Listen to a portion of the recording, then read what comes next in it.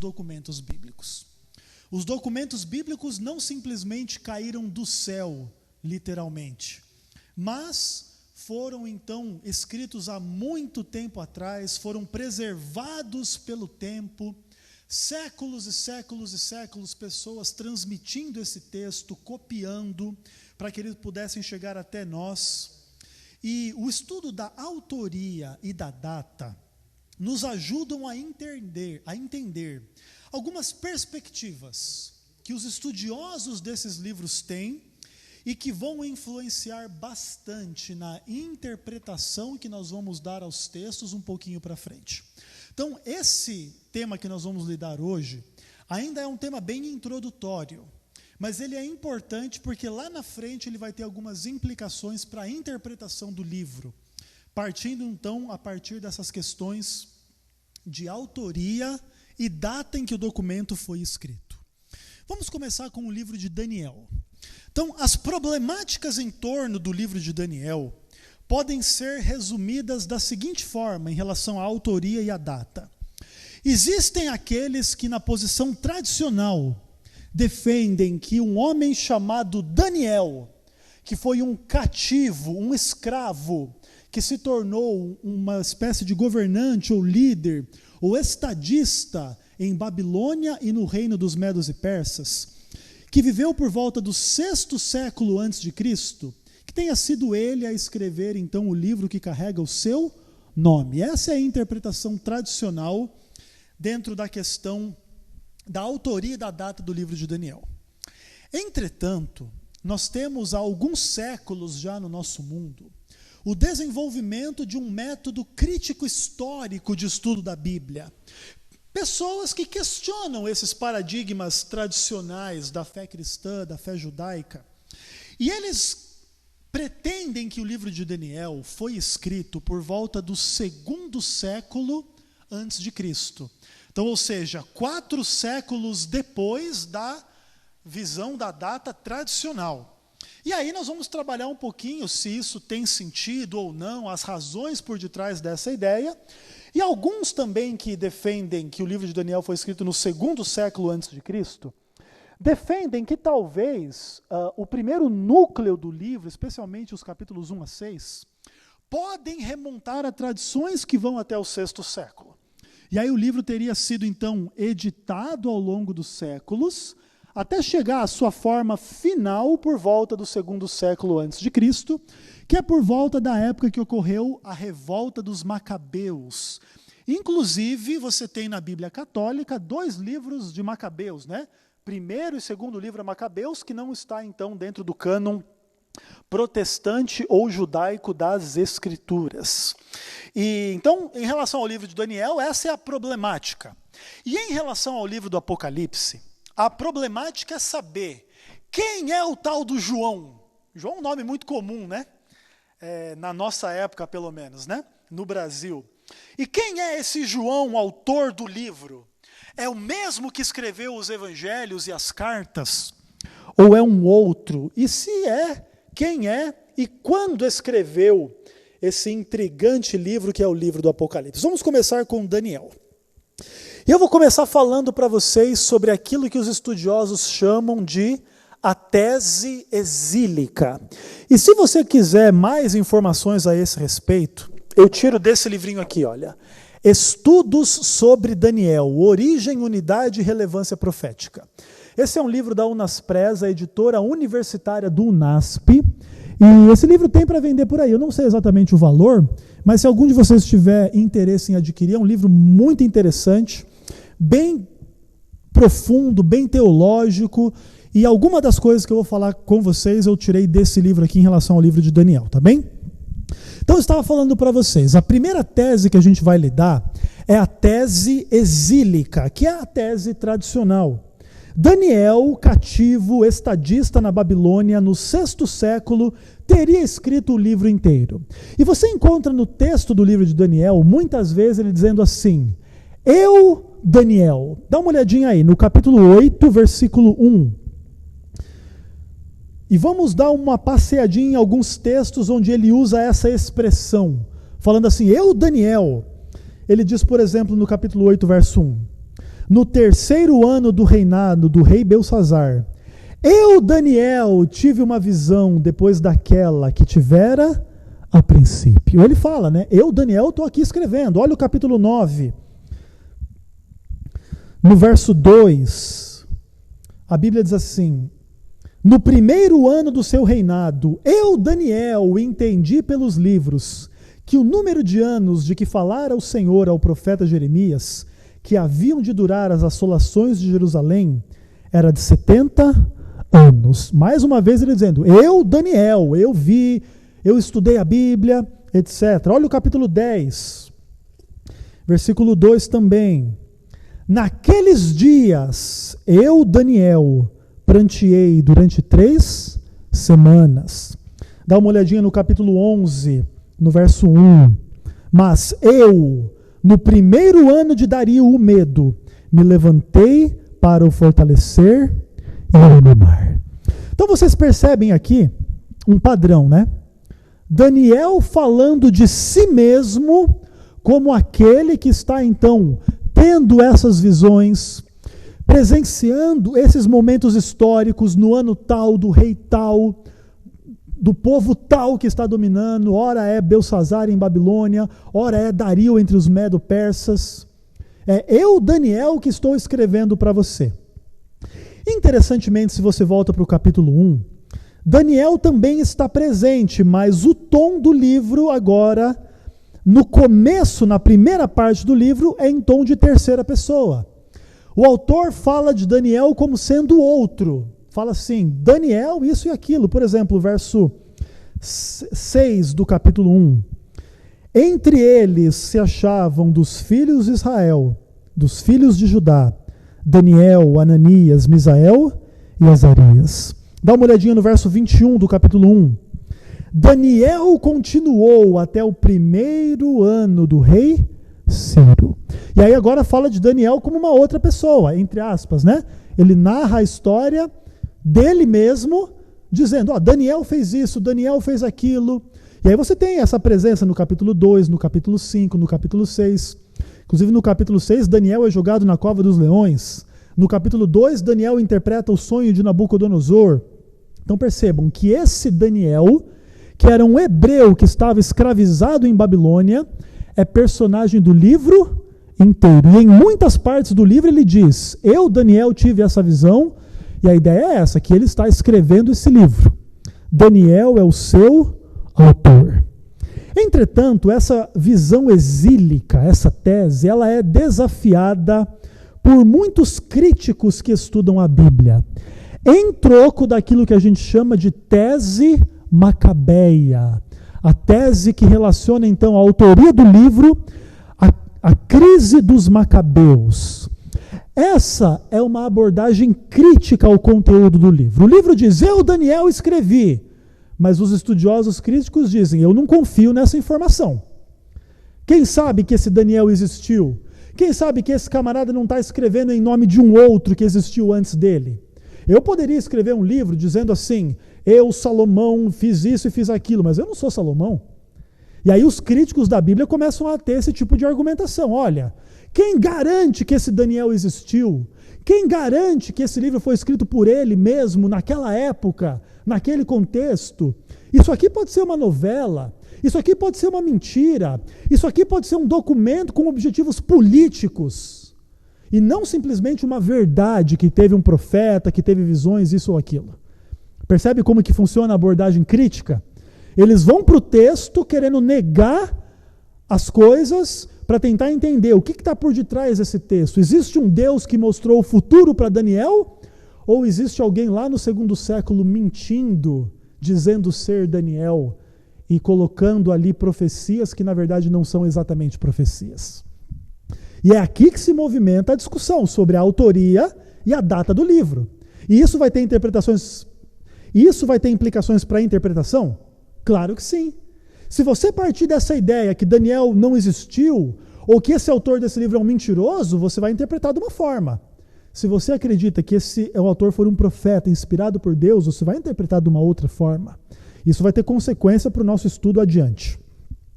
Agora, será que essas pessoas duvidam que Daniel tenha escrito esse livro? Só porque elas são críticas e chatas? Será que não tem nenhuma razão por detrás dessas críticas? E a tese é a seguinte: esse livro teria sido escrito ou editado, na sua forma final, no 2º século, durante a revolta macabeia. E as razões para a dúvida são as seguintes. Se o livro foi escrito 600 anos antes de Cristo, esse livro fez profecias exatas sobre o futuro do mundo a partir da perspectiva do profeta. O profeta diz: depois de Babilônia vai vir o Império Medo-Persa. Depois do Império Medo-Persa vai vir o Império dos Gregos. E ele está acertando as profecias. Agora, se o livro foi escrito no 2º século, os gregos já estão reinando. E aí o camarada está escrevendo uma história como se fosse uma profecia. Ele está mentindo, ele está enganando. Entendeu? É como se eu tivesse assim, escrevendo hoje a história antes que o presidente Lula tivesse sido eleito. E eu diria assim: eu vi um sonho que surgiria um homem barbudo sem um dedo para governar o Brasil. E aí vou contando a história. E depois dele surgiria uma mulher com o nome Dilma. Só que eu estou escrevendo da perspectiva de quem já sabe a história. E agora eu estou tentando enganar as pessoas que eu tinha profetizado o governo do Lula e da Dilma antes que eles existissem. Está entendendo como está funcionando o problema aqui? E essa é a primeira questão que a gente lida quando a gente vai trabalhar a autoria e a data do livro de Daniel. A segunda questão são problemáticas linguísticas do livro, que usa vocabulário de origem grega. Dá uma olhadinha no capítulo 3 do livro de Daniel, e eu queria levar vocês a uma discussão interessante. Dá uma olhadinha no verso 5.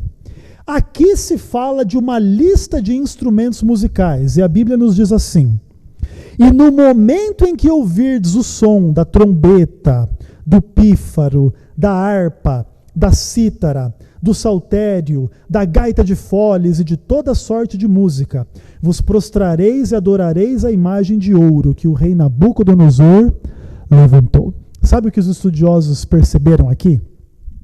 Que nesses vários instrumentos musicais existem 3 palavras de origem grega. Seriam ali as palavras traduzidas como harpa, saltério e trombeta. 3 instrumentos musicais. E aí os camaradas começam a dizer o seguinte: opa, então quando esse livro foi escrito, o autor já tinha contato com a cultura de quem? Dos gregos. E os gregos só vão se tornar dominantes no Império Mundial depois do 6º século, lá para o 3º, 2º século antes de Cristo. Então eles estão dizendo assim, tá vendo? Aqui no texto tem palavras de origem grega. E como é que se explica isso? E aí se cria essa teoria de que então Daniel estaria vivendo, esse autor que se passa por Daniel está escrevendo já na época dos gregos. E sabe que antes eles pensavam que tinha 15 termos gregos no livro de Daniel. Mas aí eles foram descobrindo que esses outros 12 eram, na verdade, termos persas, que depois os gregos vão usar. E em relação a esses 3 termos aqui, nós precisamos entender algumas coisas simples e importantes. De fato, existe a tradição e o uso grego dessas palavras, mas não necessariamente a sua origem é grega, e ainda que for, a língua grega é anterior ao Império Grego como um Império Mundial. Então pensa o seguinte, a língua inglesa já existia antes que os Estados Unidos se tornassem o império que é hoje. Então é natural.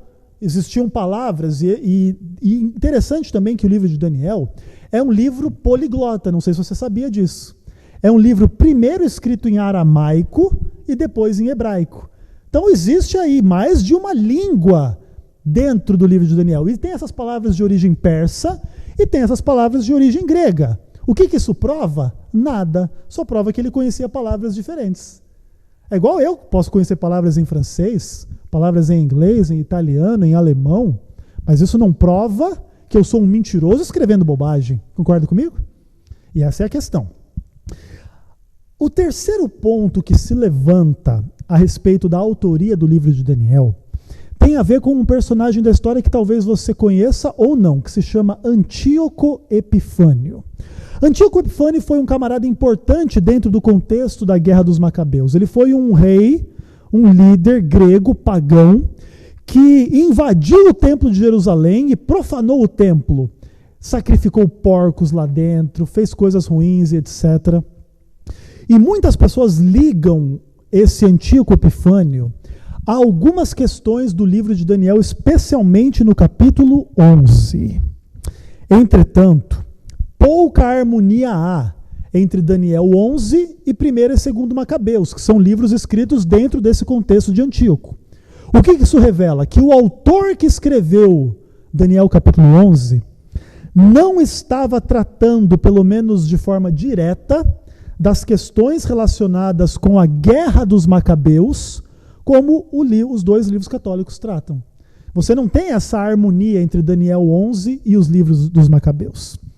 De forma que o resumo de tudo isso que eu estou colocando para vocês é o seguinte: você questionar a autoria e a data do livro de Daniel porque você não crê em profecias do futuro é simplesmente uma postura ignorante e ateia da realidade. Isso não tem nada a ver com o texto em si, tem a ver com o fato das pessoas não acreditarem em Deus. Então eu não acredito em Deus que ele profetiza o futuro. Então eu invento uma teoria para explicar que esse livro, que é um livro profético, está errado, pelo simples desejo que eu tenho de que Deus não exista, de que a Bíblia seja uma bobagem.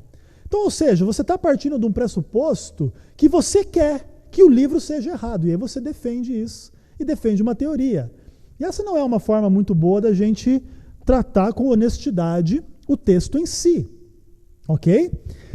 As palavras gregas lá de Daniel 3, de fato, somente uma delas não é encontrada antes do 2º século. As outras duas também já existiam antes. Agora, uma outra questão interessante. O conhecimento que era produzido naquela época não era armazenado em computador. Não era armazenado em biblioteca como nós temos hoje. De forma que muita coisa que era produzida na época pode ter se perdido. E a gente não tem acesso a essas palavras antes do 2º século, mas provavelmente elas poderiam existir. O conhecimento da história não é um conhecimento tão objetivo, a gente não sabe tudo o que aconteceu, mas a gente sabe que o texto foi preservado e que revela verdades importantes para nós até o dia de hoje. Isso é o que nos importa. Outra coisa, a questão de Daniel 11, ainda que Antíoco Epifânio estivesse ali descrito, não haveria nenhum limite para a sabedoria de Deus em mostrar isso profeticamente ao profeta. Mostrar a Daniel aquilo que viria a acontecer no futuro. Olha, virá um rei, fará coisas erradas e etc. Deus conhece o futuro e tem poder de mostrar o futuro para os seus servos, os profetas. A Igreja Adventista do Sétimo Dia, da nossa parte, nós mantemos a coerência e a fidelidade ao que a Bíblia diz. Se a Bíblia diz, eu, Daniel, escrevi o livro, nós acreditamos. Nós não estamos buscando criticar a palavra de Deus, mas aceitar o que ela diz e aprender com ela. Nós acreditamos, pelas datas que Daniel escreve no seu livro, ele fala do reinado de Ciro, de Belsazar, de Nabucodonosor, de Jeoaquim. E por essas datas nós sabemos que ele viveu por volta do 6º século antes de Cristo. E nós aceitamos como fidedignos e corretos os seus textos, as suas profecias, através das quais Deus nos mostra o futuro. E isso é tão interessante que quando você chega em Daniel capítulo 9, você percebe algumas questões interessantes ali. Em Daniel 9 existe aquilo que a gente chama da profecia das 70 semanas. E nessa profecia, a gente pode de repente em um outro momento estudar ela mais detalhadamente, existe uma ideia interessante. Dá uma olhadinha no verso 24. E aí a Bíblia nos diz assim: 70 semanas estão determinadas sobre o teu povo, sobre a tua cidade santa, para fazer cessar a transgressão, dar fim ao pecado, espiar a iniquidade, trazer a justiça eterna, selar a visão e a profecia, e ungir o santo dos santos. Se você olha o verso 26, ali se diz que depois de 60 semanas e 2 semanas, será morto ungido. Ungido é a palavra para Messias. Agora entenda uma coisa. Daniel está falando no capítulo 9 de um Messias ungido que seria morto. E nós entendemos nesse contexto que essa morte iria dar fim ao pecado, cessar a transgressão, expiar a iniquidade, trazer a justiça eterna. É aquilo que nós cremos a respeito de quem? De Jesus Cristo. Ele é aquele que, através da sua morte como ungido, então, perdoa os nossos pecados, nos expia da nossa iniquidade, da nossa culpa e etc. Agora entendam uma coisa que é o argumento que eu quero mostrar para vocês. Algumas pessoas dizem que Daniel não foi escrito no 6º século antes de Cristo, foi escrito no século II, para tentar justamente escapar dessa ideia que Daniel profetizou o futuro com fidelidade. Está entendendo o que eles estão querendo dizer? Não, Daniel é uma bobagem. No 2º século ele escreveu, ok. Mas ainda faltavam 200 anos para Jesus nascer, viver e morrer por nós, ressuscitar e vencer a morte. Então, mesmo a teoria mais liberal, que quer negar o conteúdo do livro de Daniel, diz que ele foi escrito 200 anos antes de Cristo. E 200 anos antes de Cristo a Bíblia diz que o Messias viria para ser morto, para perdoar os nossos pecados. A visão mais liberal do texto ainda tem que admitir que o texto profetizou o futuro e Jesus veio, morreu por nós para perdoar os nossos pecados. Não é interessante isso? Eles tentam negar aquilo que a Bíblia diz de todos os jeitos, mas mais cedo ou mais tarde a palavra de Deus prevalece contra o engano. Vamos para o livro do Apocalipse para a gente caminhar para o fim. E vamos tentar entender agora algumas questões interessantes sobre a autoria e a data de composição do livro do Apocalipse. E agora nós vamos sair dessa expressão eu, Daniel, para encontrar a outra expressão, eu, João. E a Bíblia nos diz assim, dá uma olhadinha aí no verso 4 do Apocalipse capítulo 1. João, as 7 igrejas que se encontram na Ásia, graça e paz a vós, outros. Olha o verso 9. Eu, João, irmão vosso e companheiro na tribulação, no reino e na perseverança em Jesus, achei-me na ilha chamada Patmos, por causa da palavra de Deus e do testemunho de Jesus. Vai para o final do livro, capítulo 22, verso 8. E aí o livro do Apocalipse inteiro, ele vai descrevendo as visões, o que está acontecendo, o que ele está vendo. E chega no verso 8 do capítulo 22, no finalzinho do livro ele escreve: eu, João, sou quem ouviu e viu estas coisas. E quando as ouvi e vi, prostrei-me ante os pés do anjo, que me mostrou essas coisas para adorá-lo. Ele então me disse, não faças isso. Eu sou conservo teu dos teus irmãos os profetas, e dos que guardam as palavras deste livro. Adora a Deus. Agora, a grande questão é quem é João. João é aquele discípulo amado que vai escrever o Evangelho, que escreve as cartas, aquele que reclina o seu rosto sobre o peito de Jesus na última ceia. Será que é a mesma pessoa ou uma pessoa diferente? E sabe que existem teses e teses e teses de doutorado para tentar responder essa pergunta. A gente acha que as questões bíblicas são simples, mas elas não são. E quais são as razões da dúvida? Bom, uma das mais importantes é que o texto do livro do Apocalipse em grego é um texto de pior qualidade do que o texto do Evangelho e do que o texto das cartas de João. Então, quando os estudiosos pegam esses textos e comparam entre si, eles percebem o seguinte: bom, esse camarada que escreveu aqui o Apocalipse, ele não era muito bom de grego, não. Vamos pensar que ele escrevesse coisas que do português seriam mais ou menos assim: nós vai, nós fumo. Você entende o que ele quer dizer? Você entende.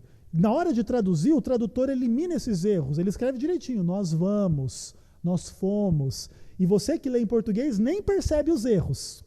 Mas quem lê o grego, percebe. Nós vai. Pô, mas João, como é que tu escreve um negócio desse, João? E é assim mesmo. E algumas pessoas dizem, quando vão para o Evangelho de João, a linguagem é simples, mas aí está bonitinho: nós vamos, nós fomos. E lá no Apocalipse está diferente. Então as pessoas pensam o seguinte: bom, esse João do Apocalipse é diferente do João do Evangelho. Você percebe isso pelo vocabulário dele. Isso é interessante. Agora, ainda assim, essa objeção não é irrefutável. Vamos dar uma comparada entre algumas coisas no Evangelho de João e no Apocalipse. Dá uma olhadinha lá, João capítulo 1, verso 1 e o verso 14. E talvez aí seja um texto muito importante, muito famoso, talvez até um dos mais importantes, né, de todo o Evangelho. Quando João vai nos dizer a respeito de Jesus, de quem ele é. E a Bíblia nos diz assim: e no princípio era quem? O Verbo. E o Verbo estava com Deus, e o Verbo era Deus. E o verso 14: e o Verbo se fez carne e habitou entre nós. Vai para Apocalipse, capítulo 19, versículo 13. E, interessantemente, aqui nós teremos um outro momento em que Jesus também será chamado de o Verbo de Deus. E a Bíblia diz assim: ele está vestido com um manto tinto de sangue, e o seu nome se chama o Verbo de Deus. Você não encontra Paulo chamando Jesus de o Verbo. Interessante isso, Paulo escreveu muito do Novo Testamento. Você não encontra Lucas chamando Jesus de o Verbo, mas você encontra quem? João, tanto no Evangelho quanto no Apocalipse. Interessante esse ponto. Inclusive aquele outro ponto: eis o Cordeiro de Deus que tira o pecado do mundo. João 1:29. Está lá no Evangelho. E o livro do Apocalipse é o livro que mais contém alusões ao termo Cordeiro. A presença do termo Cordeiro. Acho que das 30 vezes que o termo Cordeiro aparece no Novo Testamento, se eu não me engano, 29 estão no Apocalipse. E a outra em João. O Cordeiro de Deus, que tira o pecado do mundo. É o Cordeiro que foi morto desde a fundação do mundo, em Apocalipse 13, verso 8, por exemplo. E em muitas outras partes do livro. Uma outra questão interessante para a gente terminar essa parte. João 21, verso 24. É o finalzinho do Evangelho de João, e ali nós temos uma questão interessante também, que é a ideia das testemunhas de Cristo, e que o Evangelho está baseado em alguém que viu Jesus. E ele diz assim no verso 24 do capítulo 21. Este é o discípulo que dá testemunho a respeito dessas coisas e que as escreve. E sabemos que o seu testemunho é verdadeiro. Ele está dizendo: eu escrevi porque eu vi. Vai para Apocalipse capítulo 1, verso 2. Mais um paralelo interessante. A importância de João chegar e dizer: olha, eu vi. Eu não estou contando uma história da qual eu simplesmente ouvi falar. Eu conheci Jesus. Inclusive ele diz isso na primeira carta de João também, né? Com respeito ao verbo da vida que nós apalpamos, que nós vimos com nossos próprios olhos. E no capítulo 1, verso 2 de Apocalipse, a Bíblia diz assim: o qual atestou a palavra de Deus e o testemunho de Jesus, quanto a tudo aquilo que ele viu. Ele está se preocupando em dizer: eu vi essas visões da besta, do fim do mundo, da volta de Jesus, das 7 trombetas, das 7 pragas, das 7 igrejas e etc. Possivelmente, o Apocalipse foi escrito antes que o Evangelho de João. Você sabia disso? O Evangelho de João provavelmente foi o último livro da Bíblia a ser escrito. E isso pode ajudar a gente a entender por que o texto do Apocalipse é pior do que o texto do Evangelho. Entenda uma coisa. A Bíblia diz que João, do Apocalipse, estava preso na ilha de Patmos quando teve a visão do Apocalipse. Então perceba, uma pessoa presa, ela talvez está sozinha. E vamos pensar que ele tinha lá um pergaminho para escrever essa visão, mas ele não era muito bom de grego. João, ele era o quê? Ele era um hebreu da Palestina. E ele escreve com o grego que ele sabe naquela situação. Nós fomos, mas ele sabe o que está escrito ali.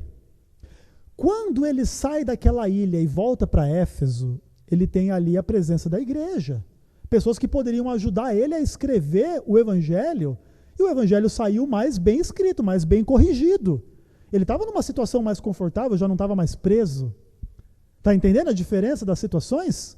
E isso pode explicar, então, algumas das diferenças entre o texto. Agora, em que data foi escrito o livro do Apocalipse? Os estudiosos colocam entre o ano 80 e 96, que foi durante o reinado do imperador Domiciano. Ok?